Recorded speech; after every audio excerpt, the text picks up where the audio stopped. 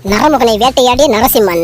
பல ஆண்டுகளுக்கு முன் நரமுகன் என்ற அசுரன் வாழ்ந்தான். அவன் மிகவும் புத்திசாலி மற்றும் பேராசை உடையவன். தனக்கு அழிவே இல்லாமல் இருக்க வேண்டும் என்று எண்ணினான். அதற்காக ஒரு மலைக்குள் சென்று பல ஆண்டுகள் தவம் செய்தான்.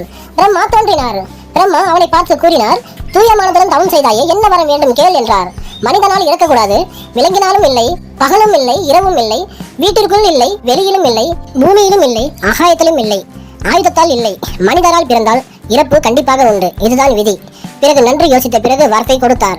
இந்த வார்த்தால் நரமுகன் மிக வலிமைப்பட்டான். அவன் சொல்வதுதான் சரி, தேவர்கள் கூட பயந்து ஒளிந்து விட்டனர். நரமுகன் ஒவ்வொரு நாளும் மக்களுக்கு கட்டளையை போடுவான். நான் தான் கடவுள், என்னை தவிர வேறு யாரையும் நீங்கள் வணங்கக்கூடாது என்று.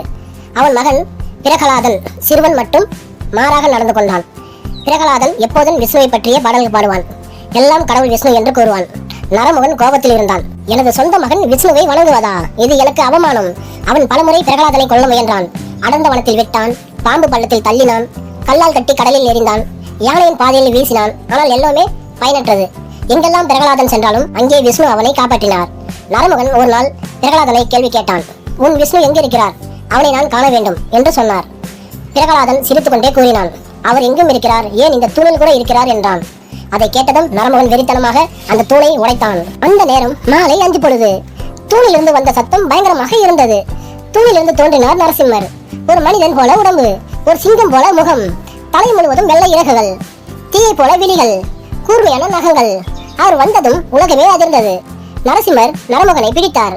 வீட்டில் இல்லை, வெளியிலும் இல்லை, திண்ணை மேல், பகல் இல்லை, இரவும் இல்லை, மாலை 5 பொழுது, பூமி இல்லை, ஆகாயமும் இல்லை, மத்திய இடம், ஆயுதம் இல்லை, தன் நகங்கள்.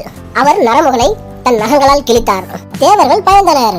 பிரம்மா, இந்திரன் எல்லோரும் அவரை சமாதானம் அடைய முயன்றனர். முடியவில்லை.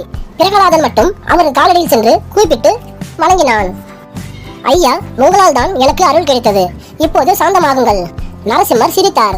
அவரது முகத்தில் புன்னகை பூத்தது. அவர் பிரகலாதனை தூக்கி ஆசீர்வதித்தார்.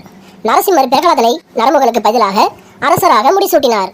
அவன் தாயுடன் மகிழ்ச்சியாக வாழ்ந்தான். அவன் கூறியது ஒன்றுதான், நம்பிக்கை பக்தி உள்ள பக்தனை இறைவன் காப்பார்.